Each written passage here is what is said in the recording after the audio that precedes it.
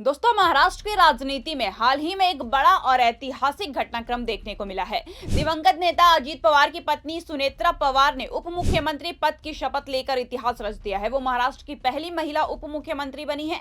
उनके इस पद तक पहुंचने को जहां एक तरफ महिला सशक्तिकरण और राजनीतिक भागीदारी के रूप में देखा जा रहा है, तो वहीं दूसरी ओर उनके पुराने कानूनी मामलों को लेकर भी चर्चाएं तेज हो गई है। जी हाँ दोस्तों, अब एक तरफ जहां लोग उनके डिप्टी सीएम बनने की बधाइयां दे रहे हैं, तो वहीं दूसरी तरफ उनके काले चिट्ठों का राज भी बड़ी तेजी से सुर्खियां बटोर रहा है। खैर, क्या है पूरी खबर बताएंगे आपको, आखिर तक बने रहिए हमारे साथ। सुनेत्रा पवार के कौन से घोटाले का राज खुलता आ रहा है, बताएंगे आपको अपनी इस रिपोर्ट में। नमस्कार, मैं फिजा, स्वागत है आप सभी का 4PM न्यूज में। दोस्तों, आपको बता दें कि सुनेत्रा पवार का नाम महाराष्ट्र स्टेट कोऑपरेटिव बैंक घोटाले से जुड़ा रहा है, जिसे राज्य से सबसे बड़े सहकारी बैंक घोटाले में से एक माना जाता है। इस घोटाले की राशि करीब 25,000 करोड़ रुपए बताई जाती है। ईडी ने इस मामले में मनी लॉन्ड्रिंग के आरोपों के तहत जो आरोप पत्र दाखिल किया था, उसमें अजीत पवार के साथ साथ सुनेत्रा पवार का नाम भी शामिल किया गया था। हालांकि इस मामले की जांच के दौरान मुंबई पुलिस की आर्थिक अपराध शाखा यानी EOW ने दंपति के खिलाफ पर्याप्त सबूत नहीं मिलने का हवाला देते हुए उन्हें क्लीन चिट दे दी थी। लेकिन ईडी इस फैसले से खुश नहीं हुई और उसने मनी लॉन्ड्रिंग से जुड़े मामले को बंद करने पर आपत्ति जताई। इसी वजह से यह मामला आगे अदालत तक पहुंचा और फिलहाल यह न्यायालय में विचाराधीन है, यानी इस पर अंतिम फैसला आना अभी भी बाकी है। आज सत्ता की आंखों में आंखें डालकर पत्रकारिता करना मुश्किल हो गया है। हम पर मुकदमे से लेकर चैनल को बंद करने तक का दबाव बनाया जा रहा है। मुश्किल दौर है, लेकिन हम हार नहीं मानेंगे। इसलिए 4PM को ज्यादा से ज्यादा ज्वाइन करें और स्वतंत्र पत्रकारिता को जिंदा रखने के लिए जितना हो सके हमारा आर्थिक सहयोग करें। उम्मीद है कि आपके सपोर्ट से ये जंग भी हम जीत जाएंगे। इसके अलावा सुनेत्रा पवार और अजीत पवार को लेकर आयकर विभाग ने भी बेनामी संपत्ति कानून के तहत जांच शुरू की थी। इस जांच के दौरान एजेंसी ने दावा किया था कि दंपति के पास ऐसी संपत्तियां हैं जिसका राजस्व साफ नहीं है। इसी आधार पर लगभग 1,000 करोड़ रुपए की संपत्तियां जब्त की गई थी। ये कार्रवाई उस समय राजनीतिक रूप से काफी चर्चा में रही थी। हालांकि इस मामले में भी दंपति को कानूनी राहत मिली। पहले एडजुडिकेटिव अथॉरिटी और उसके बाद एपीलेट ट्रिब्यूनल ने उनके पक्ष में फैसला सुनाया। अदालत ने कहा कि जिन संपत्तियों को बेनामी बताया गया था, उनके लिए भुगतान किए जाने के पुख्ता सबूत पेश नहीं किए जा सके। इस वजह से यह साबित नहीं हो पाया कि वो संपत्तियां वास्तव में सुनेत्रा पवार और अजीत पवार की ही है। इसी आधार पर अदालत ने उन्हें वास्तविक मालिक मानने से इनकार कर दिया और संपत्ति जब्ती की कार्रवाई रद्द कर दी गई। इस तरह सुनेत्रा पवार का राजनीतिक सफर एक और ऐतिहासिक उपलब्धि का प्रतीक है, तो दूसरी ओर उनके नाम से जुड़े पुराने मामलों के कारण वो लगातार सार्वजनिक और राजनीतिक बहस का हिस्सा बनी हुई हैं। आने वाले समय में अदालतों के फैसले और राजनीतिक घटनाक्रम ये तय करेंगे कि इन मामलों का उनके राजनीतिक जीवन पर क्या प्रभाव पड़ता है। दरअसल आपको बता दें कि महाराष्ट्र स्टेट कोऑपरेटिव बैंक घोटाला राज्य के सबसे ज्यादा राजनीतिक रूप से संवेदनशील और विवादित मामलों में से एक माना गया है। इसकी वजह यह रही है कि इस मामले में सिर्फ एक दो नहीं, बल्कि सत्ताधारी और विपक्षी दोनों ही खेमों से जुड़े कई बड़े बड़े और प्रभावशाली नेताओं के नाम सामने आए थे। इसी वजह से यह मामला लंबे समय तक राजनीतिक बहस और आरोप प्रत्यारोप का केंद्र बना रहा। यह घोटाला MSCB के अधीन आने वाले 31 जिला केंद्रीय सहकारी बैंकों से जुड़ा हुआ था। इन बैंकों के नाम आमतौर पर संबंधित जिलों के नाम पर रखे गए थे और इन बैंकों के की पोजीशन पर अक्सर वरिष्ठ और प्रभावशाली राजनीतिक नेता बैठे हुए थे। सहकारी क्षेत्रों में इन नेताओं का प्रभाव काफी मजबूत माना जाता है, जिससे पूरे मामले की गंभीरता और बढ़ गई है। आरोप यह था कि इन जिला सहकारी बैंकों ने नियमों और बैंकिंग प्रक्रियाओं का उल्लंघन करते हुए कई सहकारी चीनी कारखानों को बड़े पैमाने पर लोन दिए। ये लोन ऐसे कारखानों को दिए गए जो पहले से ही आर्थिक रूप से कमजोर थे या जिनकी लोन चुकाने की क्षमता संदिग्ध थी। इसके बावजूद बिना जांच पड़ताल और गारंटी के भारी रकम मंजूर की गई। जांच एजेंसियों का मानना रहा है कि लोन के पीछे राजनीतिक दबाव और हितों का टकराव था, क्योंकि कई चीनी कारखानों का संचालन भी सीधे या परोक्ष रूप से नेताओं से जुड़ा हुआ था। जब ये कारखाने कर चुकाने में असफल रहे, तो इसका सीधा नुकसान सहकारी बैंकों और आम जमाकर्ताओं को हुआ। इसी वजह से MSCB घोटाले को सिर्फ एक फाइनेंशियल इरेगुलरिटी नहीं, बल्कि राजनीतिक, सहकारी संस्थाओं और सत्ता के दुरुपयोग से जुड़ा मामला माना गया। आपको बता दें कि आरोपों के मुताबिक इन सहकारी चीनी मिलों ने साल 2002 से लेकर साल 2017 के बीच अपने कर्ज का भुगतान नहीं किया, जिससे महाराष्ट्र स्टेट कोऑपरेटिव बैंक को करीब 25,000 करोड़ रुपए का भारी नुकसान हुआ। इतने लंबे समय तक लगातार चूक होने के बावजूद न तो समय पर सख्त कार्रवाई की गई और न ही कर्ज वसूली की प्रभावी प्रक्रिया अपनाई गई, जिससे बैंक की फाइनेंशियल कंडीशन और कमजोर होती चली गई। बाद में जब एमएससीबी ने लोन वसूली की प्रक्रिया शुरू की तो उस पर भी गंभीर सवाल खड़े हुए। आरोप है कि कर्ज न चुकाने वाले कई चीनी कारखानों और उनसे जुड़ी कीमती जमीनों की नीलामी बेहद कम कीमतों पर कर दी गई थी। हैरानी की बात यह रही कि इन नीलामियों में जिन लोगों ने संपत्तियां खरीदी उनमें से ज्यादातर लोग बैंक के ऊंचे पदों पर बैठे अधिकारियों और नेताओं के रिश्तेदार या करीबी लोग बताए गए थे। इन गंभीर आरोपों को लेकर बॉम्बे हाई कोर्ट ने एक जनहित याचिका जारी की थी।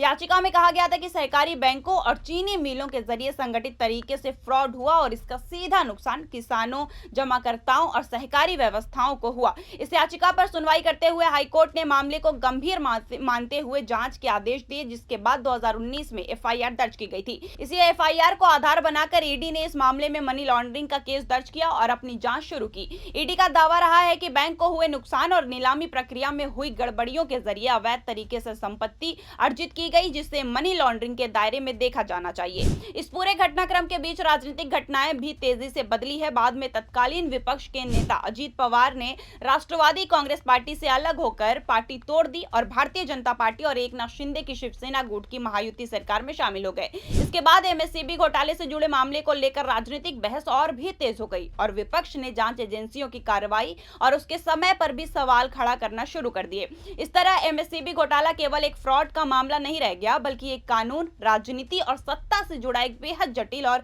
संवेदनशील मुद्दा बन गया, जिस पर आज भी कानूनी और राजनीतिक नजरें टिकी हुई है। दरअसल आपको बता दें कि जब Ajit Pawar Maharashtra state cooperative bank से जुड़े हुए थे, उसी दौरान जारेंदेश्वर शुगर कोऑपरेटिव मिल की खरीद को लेकर एक अहम मामला सामने आया था। इसी सौदे के सिलसिले में सुनेत्रा पवार का नाम ईडी की जांच के दायरे में आया। ईडी ने इस पूरी प्रक्रिया को संदिग्ध मानते हुए इसकी जांच की।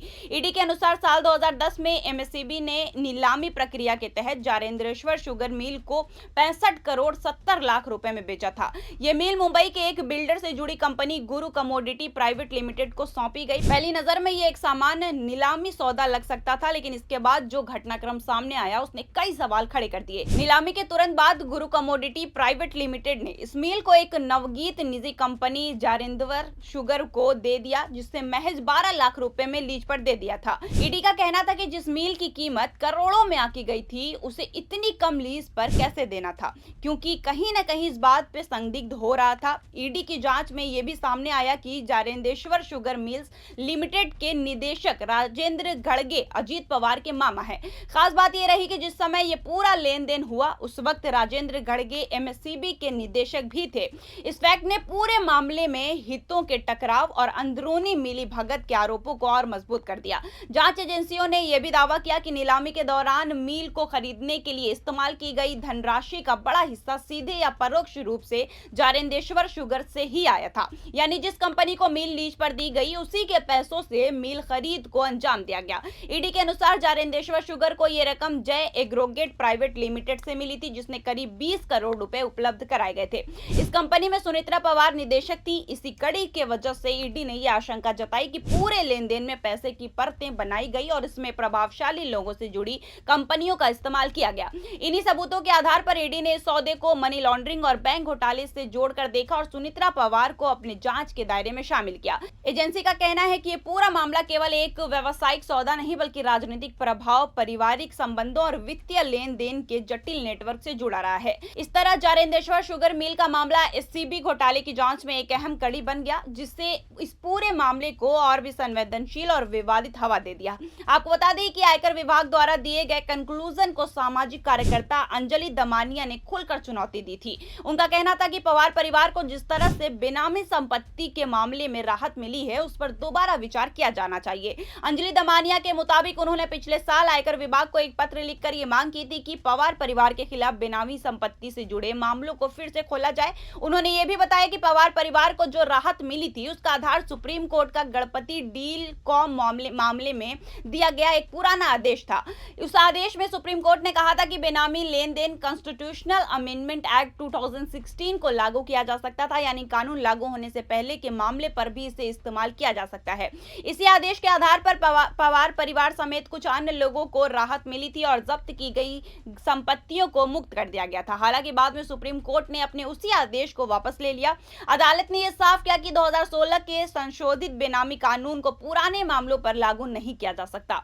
अंजलि दमानिया का कहना था कि जब सुप्रीम कोर्ट खुद अपने पुराने आदेश को वापस ले चुका है तो उसके आधार पर दी गई राहत भी पूरी तरह से समाप्त मानी जानी चाहिए। अंजलि दमानिया ने यह भी सवाल उठाया कि अगर आम नागरिकों के मामले में कानून सख्ती से लागू किया जाता है तो फिर राजनीतिक रूप से प्रभावशाली परिवारों के मामले में ढील क्यों दी जाती है। उनके अनुसार ये मामला सिर्फ पवार परिवार तक सीमित नहीं है बल्कि एक कानून के समान रूप से लागू होने और जांच एजेंसियों की निष्पक्षता से भी जुड़ा हुआ है। इस तरह आयकर विभाग, सुप्रीम कोर्ट के आदेश और सामाजिक कार्यकर्ताओं की आपत्तियों ने इस पूरे मामले को एक बार फिर कानूनी और राजनीतिक बहस के केंद्र में ला खड़ा कर दिया है। अब देखते हैं कि इस पूरे मामले पे आगे क्या होता है। इस पे आपकी क्या राय है, हमें जरूर कमेंट करके बताएं। तब तक के लिए नमस्कार, बने रहिए 4 PM महाराष्ट्र के साथ।